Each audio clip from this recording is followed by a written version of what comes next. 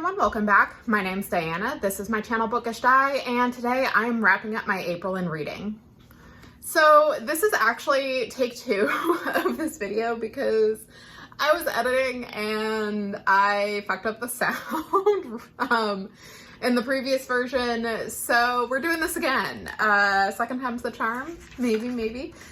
Anyway, so April was, compared to my previous months, it wasn't my best month in reading. I only read 10 things, but 10 things is still pretty good. I will say that in terms of quality, it also didn't quite hit the same highs as previous months. In my past wrap-ups, I've said, oh, I had one of my favorites of the year. This was so great. I had so many things I enjoyed. Whereas this month, yes, there were things that I enjoyed, but I feel like it felt more mid to me.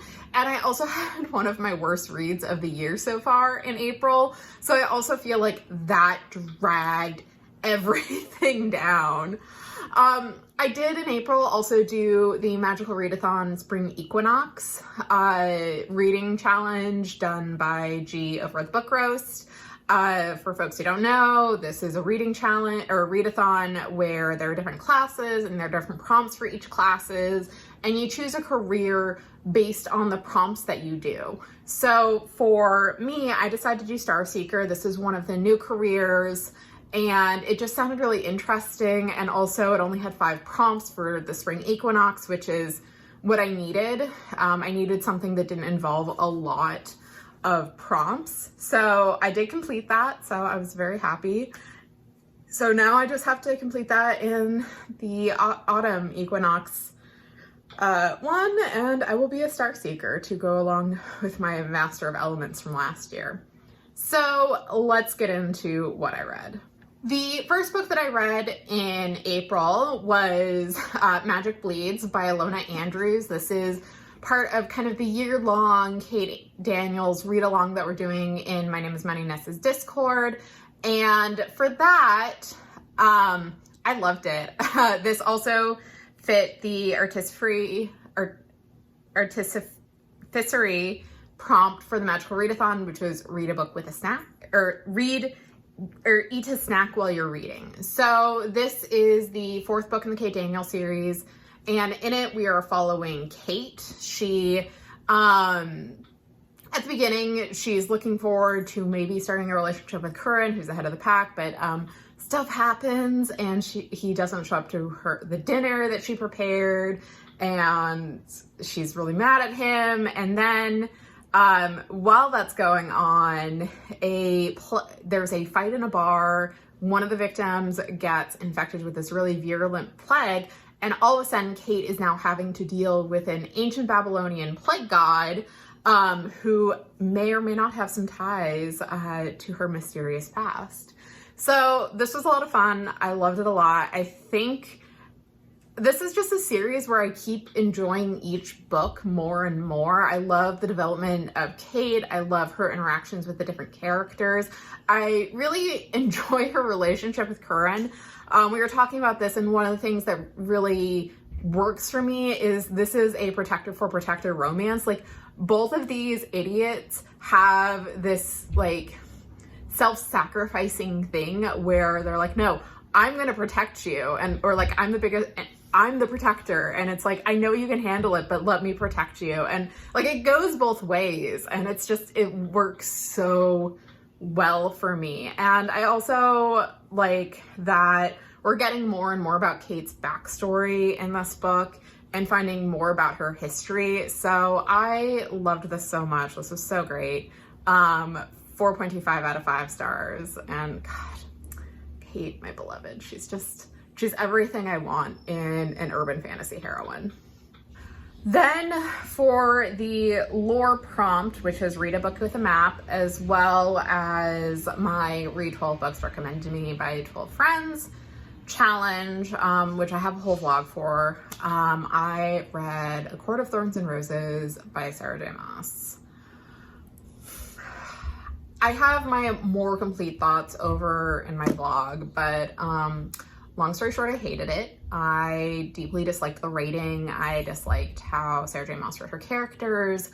I deeply dislike the knowledge that I have that the character who essayed Feyre for her own protection is the long-term romantic lead. Also, for a book that is supposed to be spicy, these sex scenes were not great. And also it failed as a fairy tale retelling, in my opinion. Like, again, I have my fuller thoughts over in the vlog, which I will link, but this book did not work for me on many different levels, and I don't understand why people have such strong feelings towards this series, because it's not good. It's really not good. So yeah, this got 0.5, like 0 or 0.5 out of 5 stars. I deeply disliked this reading experience. My sister was the one who recommended this for me, and I'm not continuing with this series unless she pays me. So Joe, if you're watching, we can negotiate my rates, but yeah, I'm not finishing this series, and I am fine with DNFing a series. Then, as a reward for my suffering, I read Magic Dreams by Ilona Andrews. This is the companion novella to Magic Bleeds, and this wasn't for any of the prompts with the readathon. This was just I deserved a little treat. And this novella follows Dolly, who is a were-tiger. She turns into a white tiger. She's Indonesian, and she's someone who doesn't like blood, so she's a vegetarian. She's interested in spellcraft, and she has a massive crush on Jim, who's the elf of the Werecat Pact, and they have to work together to solve a mystery. And during that, they get some closure on feelings for each other. And yeah, so I did not like this one as much as the previous novella, which was Magic Mourns. And that's mostly because Jim is just kind of a jerk. Dolly deserves better than Jim, which I think is my feelings on this book. I really liked getting to know Dolly more. She is a really fun side character, and I really liked her point of view.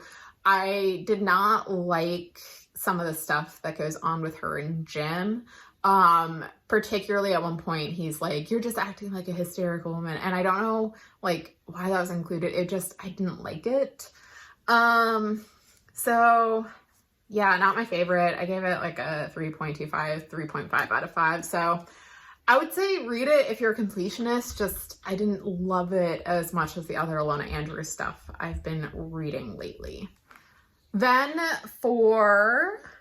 let's see, which one is it?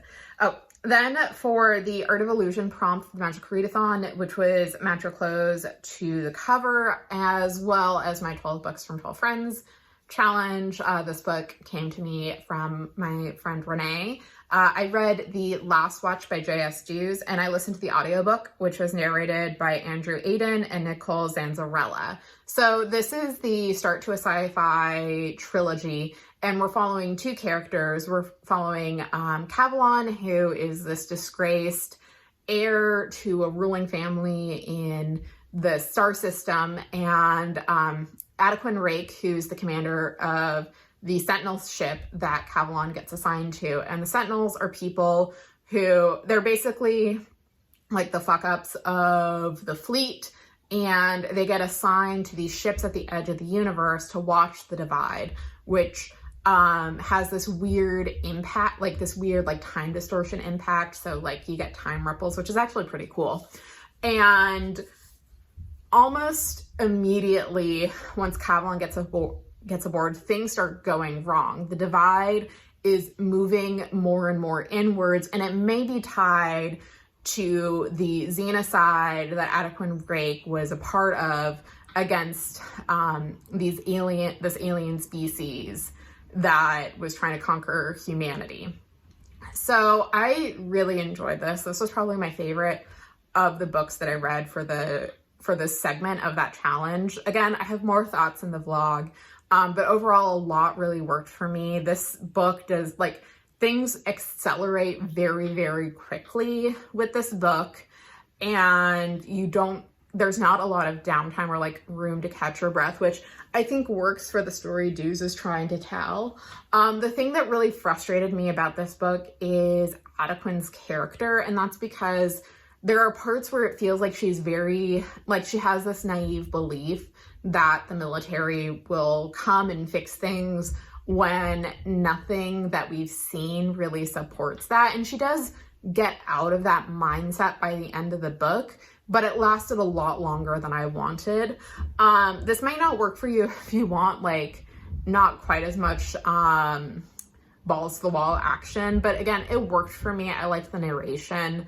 I give this 4.25 out of 5 stars. Just very quick content warning with this. This book in the first chapter starts with a strip and cavity search. So heads up for that. But yeah, this worked for me. I think if you're looking for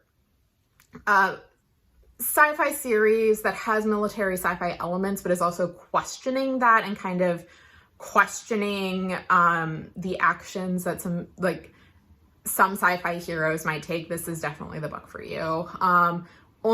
So it's a trilogy. There's one book out right now, and I don't know when book 3 is coming out, so but I definitely plan on continuing. And for the astronomy prompt, which was read a book with 2 E's in the title, as well as the 12 book challenge, this was recommended to me by my friend Forest of Glory. I read Snowspelled by Stephanie Burgess. This is a Regency-esque fantasy romance, and we are following Cassandra Harwood, who was the first accredited female magician. So in this world, the men are magicians and the women are the politicians and who run things. And so Cassandra didn't really have any interest in politics, but wanted to learn magic. And about 4 months prior to the start of this book, something happens and she loses her access to her magic. And as a consequence of that, she breaks off her engagement and kind of isolates herself. So she gets invited to this winter solstice party with her brother and sister-in-law, who is a rising politician. And there's this snowstorm that's not ending, and there's concerns that they're on the outs of the elf kingdom, and Cassandra is charged by an elf lord to find what's happening with the snowstorm, or her life is forfeit, essentially. And along the way, she reconnects with her ex-fiance. So again, fuller thoughts in the vlog, but overall I enjoyed it. I wish there was more, just because I liked the characters and the world building and I thought it was interesting. There are more novellas in this series. So there's a prequel novella about Cassandra's brother and sister-in-law. There's a direct sequel novella with what Cassandra is doing to start her own magical academy. And then there's a final novella that's about one of her students and the woman she's in love with. So yeah, this is definitely, if you're looking for Regency-esque romantic fantasy, this is definitely one I would recommend. I liked the romance. I thought the pieces that we saw of the world were really interesting and just left me wanting more. So I'd say like a 3.75 out of 5 stars. It was a little too short for me and I would have liked more. So good job, Stephanie Burgess, like creating something that just left me wanting more of what you were offering. Then I read for the Psionics prompt, which is read a book with clouds on the cover, Wild Rain by Beverly Jenkins. This is the second book in her Women Who Dare series and follows the sister of the male romantic lead in Tempest, which is the previous book, Spring Lee. She is a female rancher who's undergone a lot of traumatic events in her life, and because of that, she kind of keeps to herself. She's hardworking. She used to be heard drinking for reasons we find out, and because of her past and the judgment that she gets from the townspeople where she lives in Wyoming, she kind of holds herself apart. And she's on her way home during a snowstorm where she rescues a newspaperman from Washington, D.C., Garrett McCrae, who's in Wyoming to interview Spring's brother. And sparks fly, they are attracted to each other. Garrett learns more about what life is like in Wyoming for the Black people who live there, and he kind of comes to the realization that he wouldn't be as happy in DC as he would be in Wyoming. And Spring also starts to heal from some of her past trauma and starts to come to terms with what happened to her and the outcome of some decisions that she made. So overall, I really liked this. I did have some pacing issues with this, and I did have this problem with the last Beverly Jenkins book I read where it really sped up towards the end and I didn't really get enough of a denouement. But that's just me in terms of like how I like my romances. But overall, I really like Beverly Jenkins' character work with this. I had liked Spring in like her as a side character in Tempest, so I'm really glad that she got her own book and we got to see her start to heal from her trauma. So content warnings in this book for sexual assault, sexually coercive relationships, attempt to sell her off in marriage. That's the crux of her bad relationship with her grandfather. And yeah, so in terms of Spring healing from trauma, I really liked that. And I liked that there wasn't like any real resolution with her grandfather. Like it teeters on the end of like owing forgiveness, but it doesn't get there, which I liked. I liked that her feelings towards her grandpa are complicated and messy and that she doesn't owe him forgiveness. Like she does let go of some of her anger, but that's more for her own well-being, not as a, you said sorry, I will apologize, and because we have a good relationship now, we'll heal. Yeah, so I will say I wasn't a fan of the third act breakup, and that's part of my pacing issue. I felt like it was something that felt a little forced, or it's something that should have come up sooner. But anyway, overall, I really liked it. I gave it a 3.75 to a 4-star out of 5, and I would highly recommend it if you're looking for a historical romance, like a Western historical romance that doesn't fall into a lot of really gross racist tropes. Then for the elemental studies class, the prompt was read a book with flowers on the cover, and for that I read Rose Daughter by Robin McKinley. This was a reread for me. I initially read Rose Daughter many years ago when I think I was in elementary school when I first read Rose Daughter.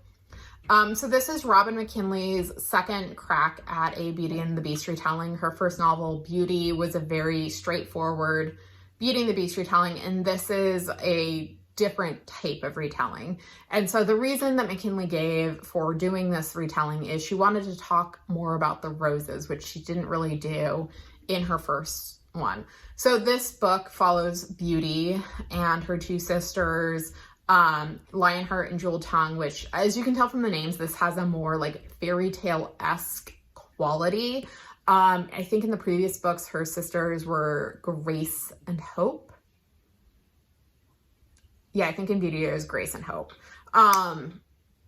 But yeah, so it's following these three sisters, and when we meet them, they love each other, but they don't always get along.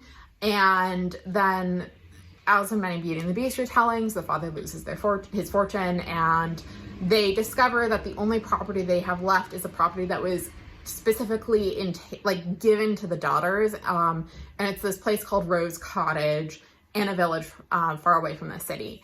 And in this universe, roses are very difficult to grow, and only sorcerers or other magicians grow roses. And when they get there, Lionheart disguises herself as a boy to work with horses. Jewel Tongue starts sewing clothes as a way to earn money. And Beauty starts tending to the garden, and specifically the rose bushes around the cottage.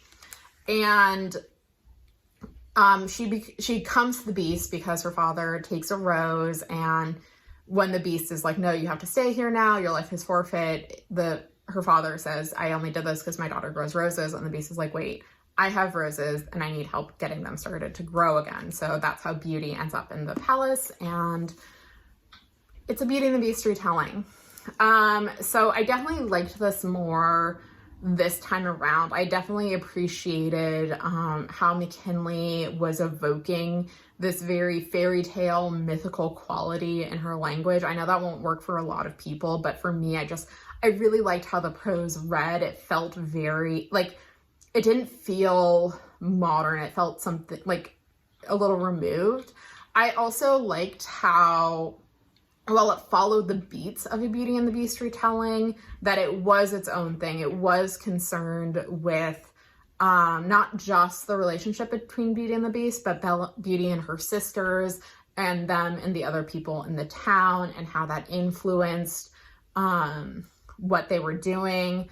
I also really like that Robin McKinley, because this was published in 96, 97, Robin McKinley saw the people who were upset that the Beast in the Disney retelling, the Beast turned back into Prince Adam, and was like, you know what? I see you monster fuckers, and I have something for you. And I'm not going to give you the context, but let's just say she wrote the ending for the monster fuckers. I will say, in terms of the relationship between Beauty and the Beast, I wish there had been more development, because for Beauty, it only takes place over a week, whereas because of time dilation, it takes place a lot, like, it's 7 months for her family. So the relationship, like, selling the relationship didn't always work for me, but overall, I really enjoyed this. I gave it 3.75 out of 5 stars. I would definitely recommend it if, like me, you were very disappointed in a certain popular fantasy romances version of a Beauty and the Beast retelling. Then the final book that I read for the 12 Books from 12 Friends challenge, and this came from my IRL friend Rachel, was The Starless Sea by Erin Morgenstern. And I listened to the audiobook, and it has many narrators, so give me a second. So the main narrator is Dominic Hoffman, but you also have narration from Don Graham, Bonnie Turpin, Fiona Hardingham, Alex Cordiner, and Georgina Marie. So The Starless Sea is a book, is stories about stories. So we are following this main character. Well, hi, Miss Ma'am. Do you have feelings about The Starless Sea? Oh, ma'am, don't do that. Don't do that. Ma'am, you are a menace to society. I hope you realize this. We are about to be interrupted. Come on. Yeah. All right. So going back, I read The Starless Sea. I gave the narrators, and this, hold on. This was for the Conjuration prompt, which was read a book recommended to me by a friend, which it was.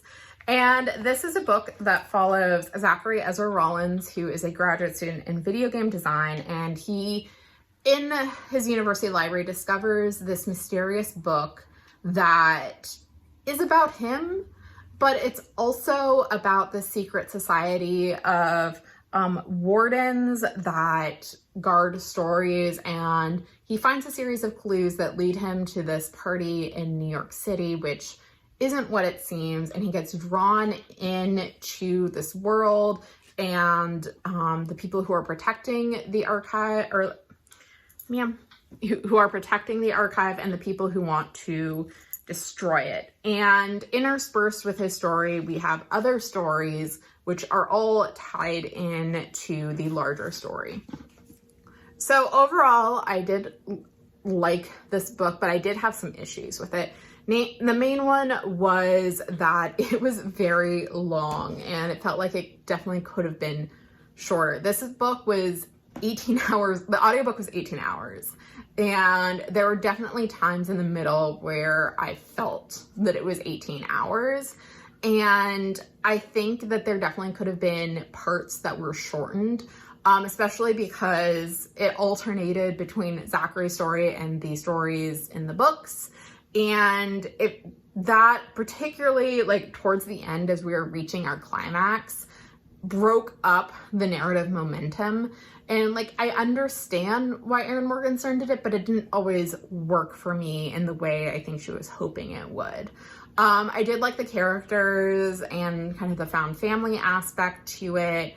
And I thought the world building was interesting, but overall it was so long and the pacing just didn't always work for me. So I gave it 4 out of 5 stars. So like, not a bad book. Like, I enjoyed it, but it definitely, for me at least, it needed to be tightened up.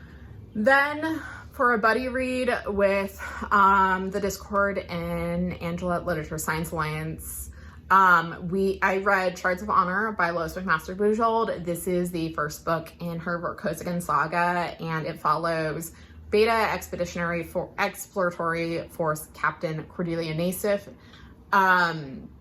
being captured by Barry Yaren, Captain Errol Vorkosigan, and they team up together, who has been abandoned, his crew mutinied and abandoned him on this planet because he opposes this pro-war faction. And so they team up to get off planet, and they fall in love, and then a war tears them apart, but they come back together. I love this. I love Bujold's writing. Like, there is something about it that just really works for me.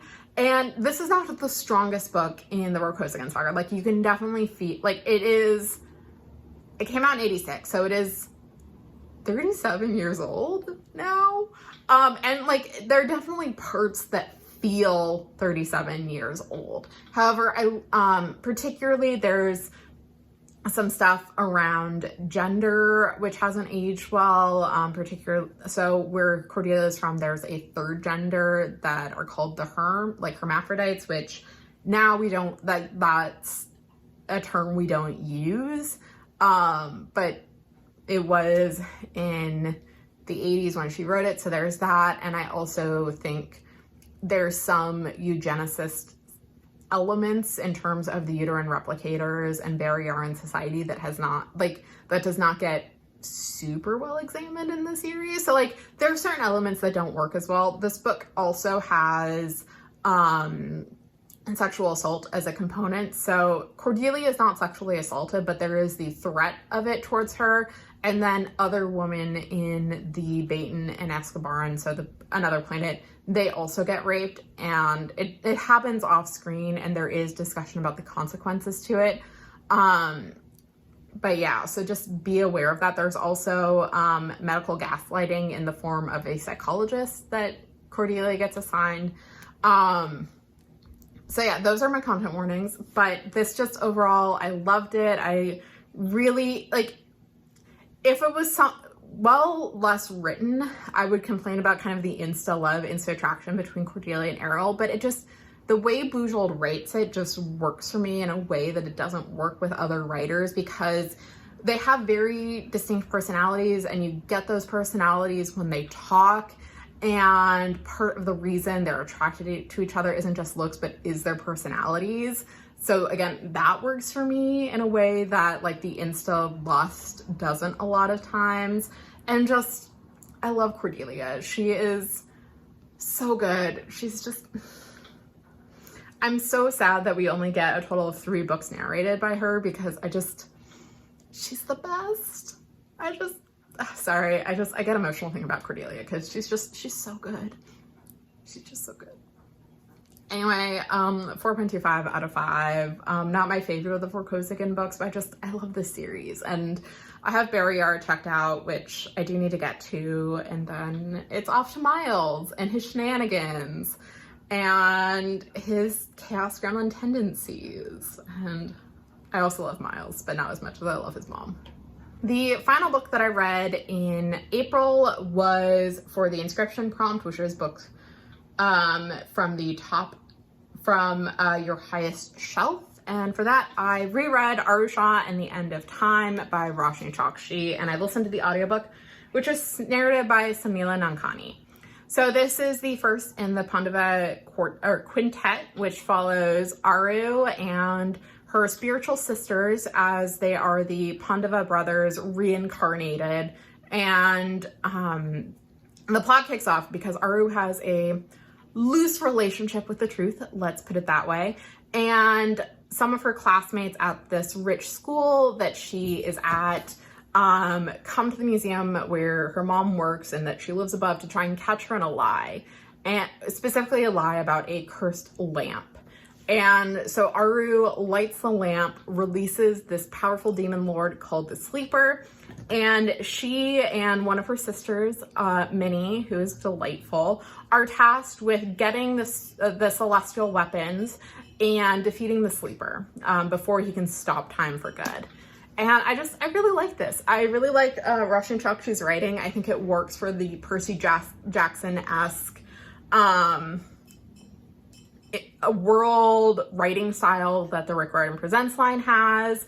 I really like the exploration of Hindu mythology and learning more about the different gods and the heroes, and learning more about the Pandava brothers and how that ties into what Aru and Minnie are going through. I also love the development that we get for Aru. Like, the Aru that we get at the end is not the Aru that we have at the beginning, and like she still has more growing up to do, but I like the changes that we see. And I also love her relationship with Minnie. Like, sisterhood is such an important theme in this book, and I really appreciate that because I feel like that's not something we always get to see. So yeah, I really enjoyed this reread. This book is on my, this series is on my 2023 series TBR, which I'm not doing well on. But I am planning on reading book 2 in the short time of May that we have left. So yeah, I gave it 4 out of 5 stars. I really enjoyed this. I'm glad I reread it before continuing on with the series, and I definitely recommend the audiobook. So that was my April in reading. 10 books, none that were like truly standout, but I, for the most part, enjoyed them, aside from ACOTAR, which, yeah. Anyway, did anyone here participate in the Magical Readathon? If you did, what was your career? What career did you end up with? If you didn't, do you also have a book that you read it and it was like someone inserting sticks under your fingernails? Let me know in the comments below, and if you enjoy what you see, please like and subscribe. Thank you all so much for watching, and I'll talk with you later. Bye.